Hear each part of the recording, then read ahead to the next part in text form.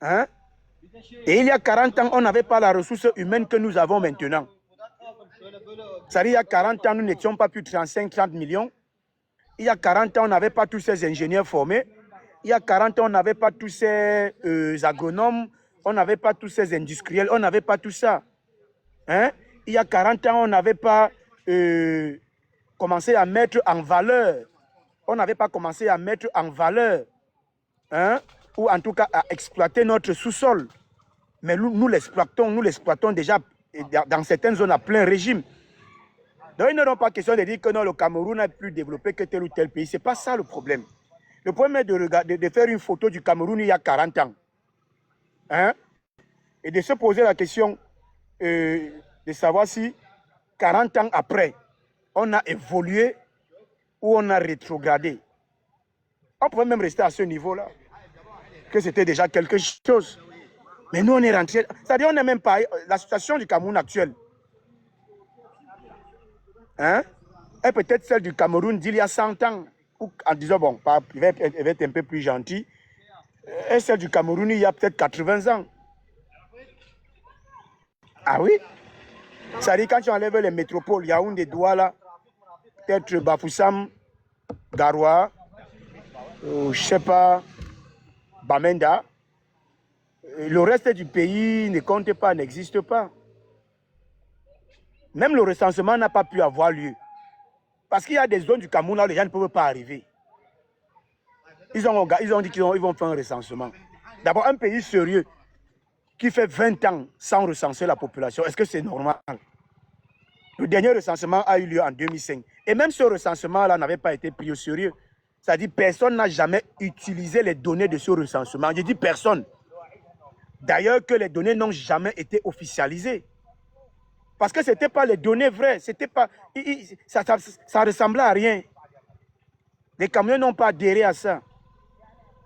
Et maintenant, en 2026, ils veulent faire un recensement qui ne va rien donner, qui ne peut rien donner. Ils recensent sur quelle base? Hein? Le pays a été découpé comment? Quel est le découpage? Hein? Quelle est la méthodologie ou la méthode? Il n'y aura pas de recensement. Les gens qui grèvent, qui n'ont pas eu les 6 000 par jour, les zones du pays qui sont inaccessibles et tout ça, quelles données fiables tu peux avoir de ce genre de recensement? Et un pays qui ne connaît pas sa population, comment ce pays peut se développer? Un pays qui est incapable de dire que non, nous sommes peut-être 30 millions.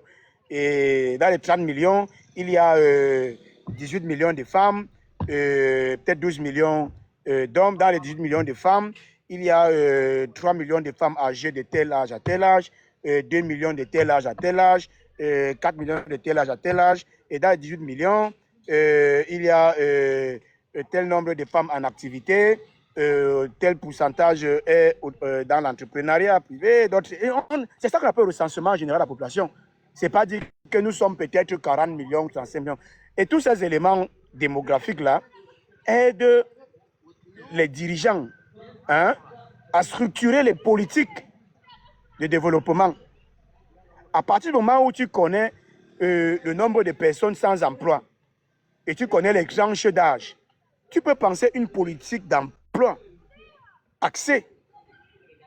Donc tu peux cibler, tu peux dire, bon, pour les jeunes de 20 à 25 ans, ils sont peut-être 1,5 million sans emploi, c'est un exemple. Ils sont 1,5 million sans emploi. Bon, la fonction publique va peut-être prendre 100 000 en 5 ans. On va orienter peut-être 200 000 ou 300 000 dans le secteur privé. Dans le secteur privé, côté peut-être agro-industrie. On va peut-être mettre... Donc tu penses ça comme ça. Tu prends maintenant l'argent qui appartient aux Camerounais et tu injectes l'argent dans ces différents secteurs-là pour absorber les chômeurs, les demandeurs d'emploi. Mais quand tu ne connais même pas ça, tu ne connais même pas les chômeurs, tu ne connais pas où ils sont, quelle est la tranche d'âge, tu ne connais rien. Tu navigues à vue, tu ne sais pas où tu vas. Tu ne sais pas où tu vas et tu commences à dire aux gens de faire la moto. Les mototaximans sont contents de Paul Biya et tout ça. Mais des trucs du village, des trucs qui n'ont pas de sens. Comment tu vas taxer les influenceurs? Parce que toi-même, tu as l'impression que, en tout cas, pas l'impression, tu t'es rendu compte que le nouveau métier même, c'est l'influence. Oh, tu vas commencer à taxer les influenceurs. Tu es incapable de créer l'emploi décent, digne pour taxer cet emploi. Toi, tu vas taxer les mototaximans, tu vas taxer les influenceurs. Et comme tu connais qu'il faut les... Non, tu vas commencer à taxer les téléphones neufs qui entrent. Parce que sinon, tu vas... Les choses du village. Les choses, une gouvernance par embuscade. Hein? Les gars naviguent à vue. Ils ne savent pas où ils sont en train d'aller. Pas du tout. Hein? Voilà le Cameroun qu'on a. Quand quelqu'un te dit que non, on a quand même plus de routes bitumées que le Sénégal. Mais c'est un fou. C'est un fou. Quelqu'un dit on a plus de routes bitumées que le Sénégal. C'est un fou. Où est le rapport?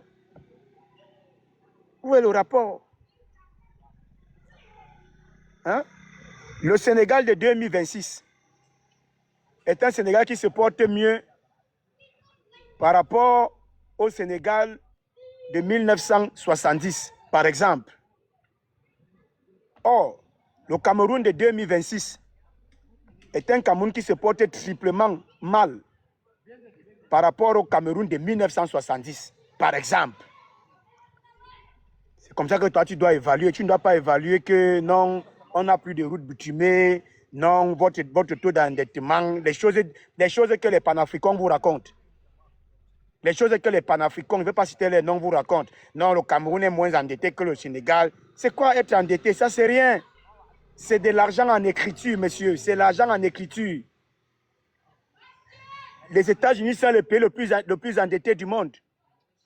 Et leur dette est même tenue par des bailleurs extérieurs, des bailleurs de fonds, des gens à l'extérieur. Ce n'est pas ça le problème. Le problème, ce n'est pas les gros mots, la dette, ce n'est pas ça. Mais est-ce que tu peux voir un Américain beau-ça pour venir au Cameroun? Traverser la forêt de l'Amazonie à pied, les déserts du Pérou. Tu connais le parcours de combattants qu'un Camerounais fait de Yaoundé pour arriver aux États-Unis, malgré que les États-Unis sont très endettés. Et je vous ai déjà dit, je vous ai expliqué la différence entre la macroéconomie et la microéconomie. La microéconomie est factuelle. Hein? Elle s'arrime au quotidien, ce que les gens vivent au quotidien. La macroéconomie, c'est la vie. Parfois, ce sont des visions de l'esprit. Les mots, le PIB, et tout ça. Ce sont des trucs d'un autre genre. Ce sont des trucs parfois qui ne concernent pas le quotidien de mon cousin qui vit à Eleguedjoa. Hein? Qui n'influence pas le quotidien de ma cousine qui vit en Gaoundal ou à Guidé, je ne sais pas. Et le PIB, notre PIB, pas le PIB du Sénégal, les choses du village. Non, le pays n'est pas très endetté, on peut encore s'endetter, tout ça. Ce sont des choses du village. Le pays est en lambeaux. Le pays est en lambeaux. Même ils n'ont pas le contrôle de l'économie. Parce que dans un pays où un ministre peut déclarer à Mondovision qu'en seulement 4 ans, 2021-2025, lui, il a perdu le contrôle de 2000 milliards. Tu penses que c'est un pays? C'est pas moi. Le ministre parle à la CATV. Le ministre des Mines parle à la CATV. Pas moi.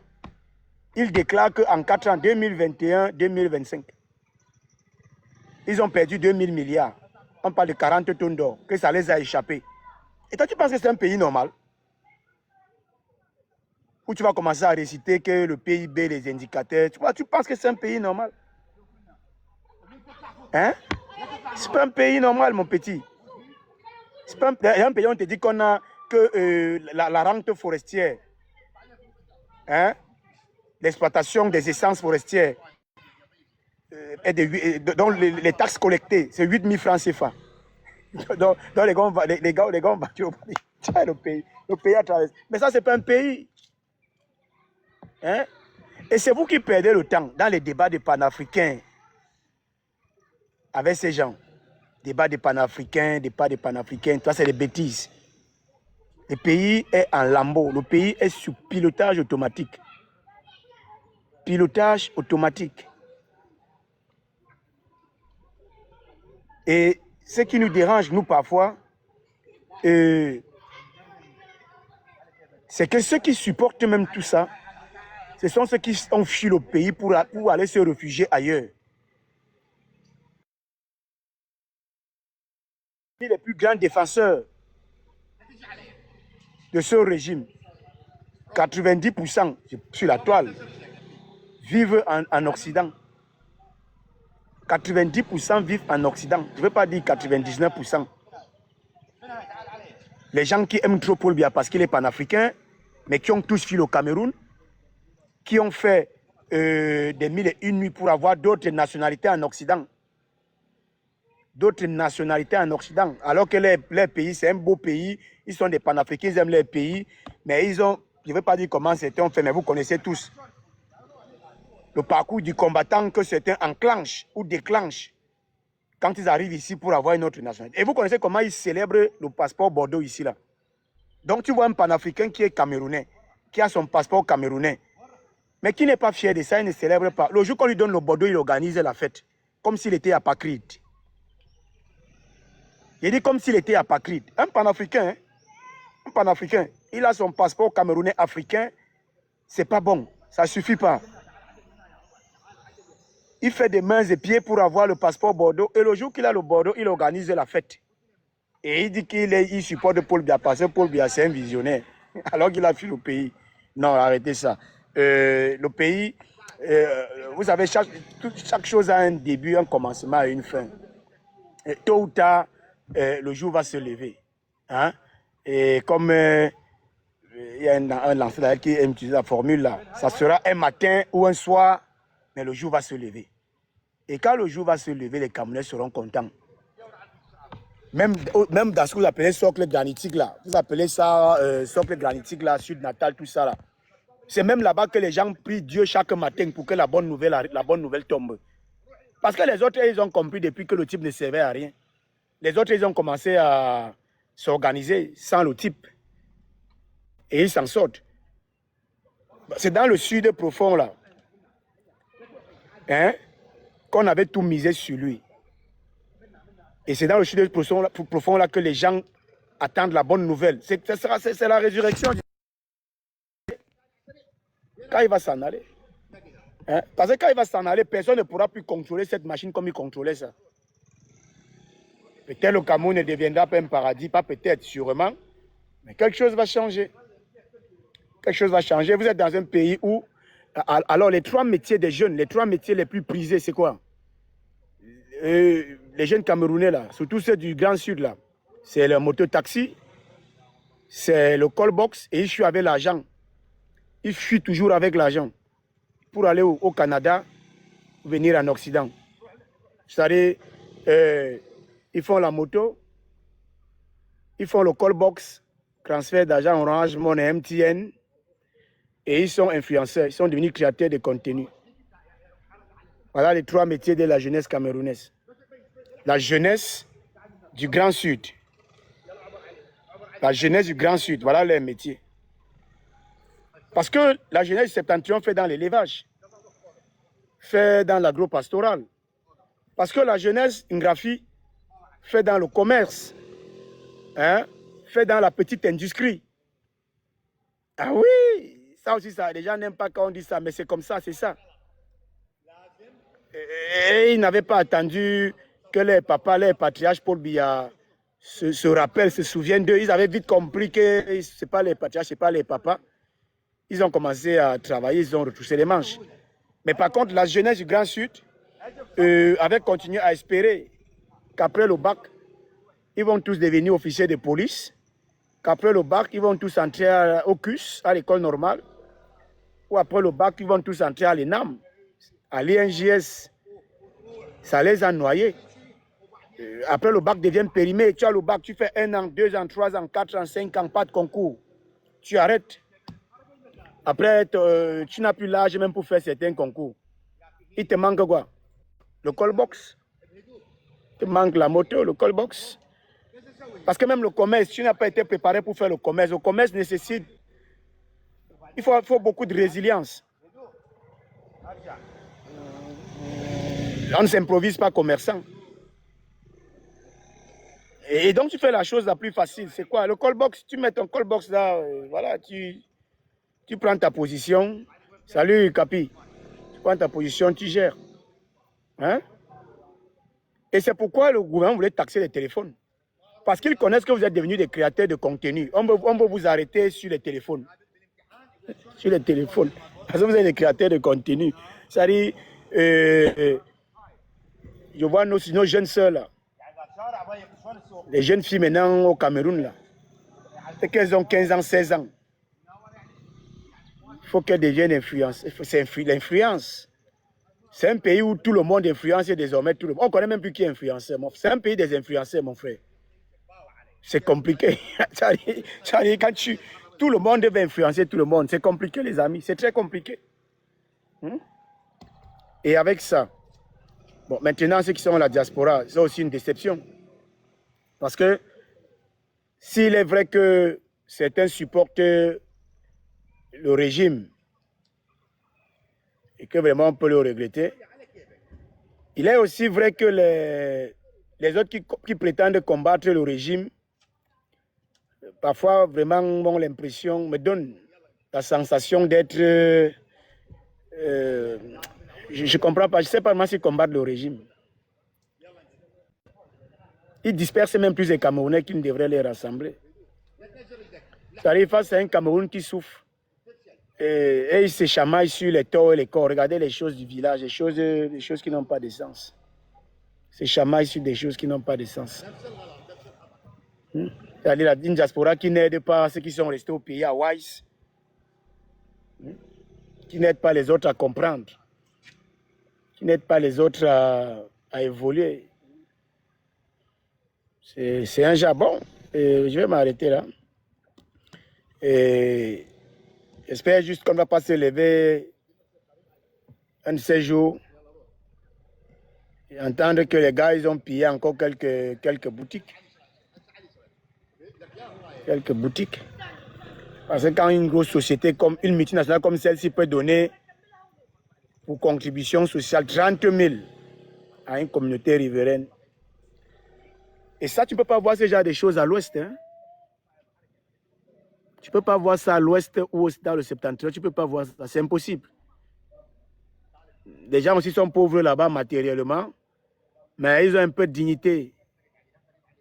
Un peu, c'est la petite dignité là qui nous manque. La toute petite dignité là. On est